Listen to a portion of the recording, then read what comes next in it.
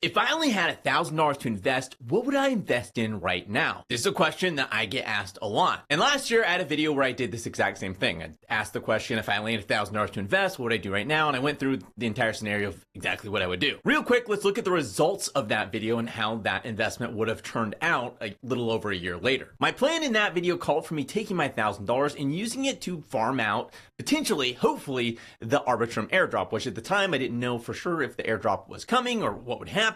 But I decided, you know what? I think the best way to use this $1,000 is to take it and try to go after farming this Arbitrum airdrop. And spoiler alert, we did end up having an Arbitrum airdrop and it ended up being extremely lucrative. And the results today would be that following those exact steps in that video, my $1,000 today would be worth a little over $8,000. And that's not even me adding up everything. That's just like how much I would have made from the airdrop alone. There was a lot of other things that I did in there that would have potentially made it worth even more. The point being that that plan, that strategy ended up being insanely lucrative. However, a lot has changed in the market since that video came out. And this video is me answering the question of what I would do with $1,000 if I had it today in the current state of the market, how I'd invest it, what I would do with it to maximize my earning potential. So today, right now, if I had $1,000, the first thing I would do is I would split that $1,000. And of course, my main goal with this $1,000 is yet again to farm some airdrops. It's just a tried and true way to multiply your capital, and it's at a much lower risk threshold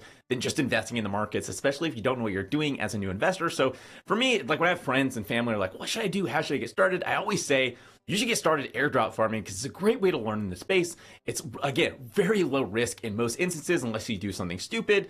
And you can make a ridiculous amount of money doing this airdrop farming. Over 2023 alone, I was able to make around $24,000, and I wasn't even like dedicating that much time to it. And I expect 2024 to be a lot bigger in terms of airdrops because there's been so many projects waiting on the sidelines who've been waiting for more favorable market conditions to actually launch a token. And now that favorable market conditions are kind of here, there's been a lot of really successful airdrops.